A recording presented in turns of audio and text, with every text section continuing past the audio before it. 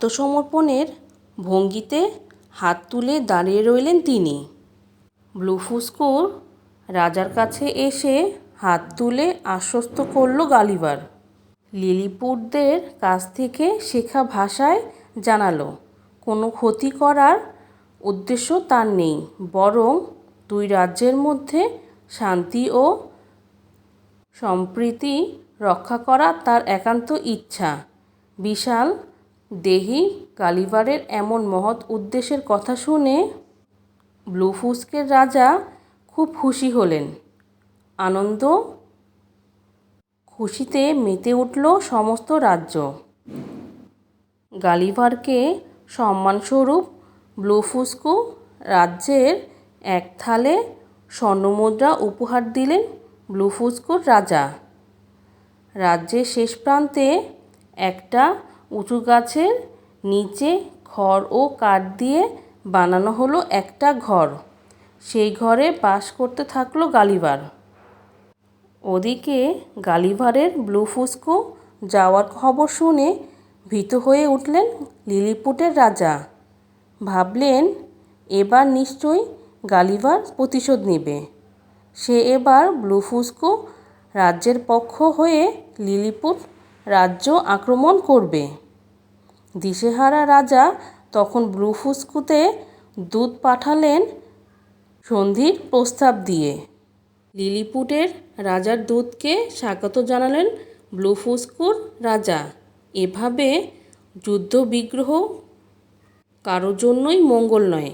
Gulliver নিজে দুই দেশের রাজার সাথে পরামর্শে বসল। অবশেষে সিদ্ধান্ত হলো, দুই রাজ্যের মানুষ এদিকে ইচ্ছা সেদিকে প্রান্ত ভেঙে ডিম খাবে। এ ব্যাপারে আর কোনো বিধিনিষেধ রইল না। বছরের পর বছর ধরে যে বিষয় নিয়ে যুদ্ধ চলছিল, এখন সকল শত্রুতার সুন্দর মীমাংসা হয়ে গেল। দুই রাজ্যের রাজারা মিলে উৎসবে মেতে উঠল। 7 দিন 7 রাত ধরে চলল এই উৎসব। একদিন ভোরে একজন খাবার দিল দূর সমুদ্রের এক পরিত্যক্ত দেখা গেছে। সাথে সাথে ব্লুফুসকোর রাজা আদেশ দিলেন রণতীর দিয়ে সেই নৌকাকে টেনে আনতে। কয়েকটি রণতীর ছুটল। সারাদিনের পরিশ্রম শেষে নৌকাটি নিয়ে আসা হলো ব্লুফুসকো রাজ্যের তীরে। গালিভার খুশি হয়ে দেখল নৌকাটি প্রায় অক্ষত আছে, হালকা কিছু মেরামতের প্রয়োজন হবে। সাথে সাথে লিলিপুট রাজ্য থেকে সুদক্ষ মেরামতকারী এসে নৌকাটি মেরামত শুরু করল। গালিভারের তদারকিতে একসময় সমুদ্রে ভাসার জন্য প্রস্তুত হলো নৌকা। তারপর দুই দেশের রাজা ও প্রজাদের কাছ থেকে বিদায় নিয়ে নৌকায় চাপল গালিভার। যাত্রা শুরু হলো নিজের দেশের উদ্দেশ্যে। দিগন্ত বিস্তৃত সমুদ্রে ছোট নৌকায় ভাসতে লাগলো গালিভার। দিনের বেলা সূর্য আর রাতে আকাশের তারা দেখে দিক নির্ণয় করে সে।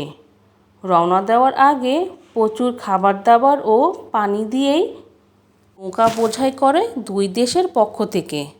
ভাসতে ভাসতে একদিন বাণিজ্যিক জাহাজের দেখা পেল গালিভার। তাকে সমুদ্র থেকে উদ্ধার করলেন জাহাজের ক্যাপ্টেন। তারপর অন্য একটি জাহাজে করে একদিন নিজ দেশ ইংল্যান্ডে পৌঁছে গেল গালিভার। বাড়ি ফিরে এলো সন্ধ্যার একটু আগে। অনেক দিন পর স্ত্রী ও সন্তানদের দেখে আনন্দে চোখে পানি এসে গেল তার। ছেলে মেয়ে ও স্ত্রী ছুটে এসে জড়িয়ে ধরল তাকে। এভাবেই গালিভারের অসাধারণ সমুদ্র অভিযানের অভিজ্ঞতা হলো।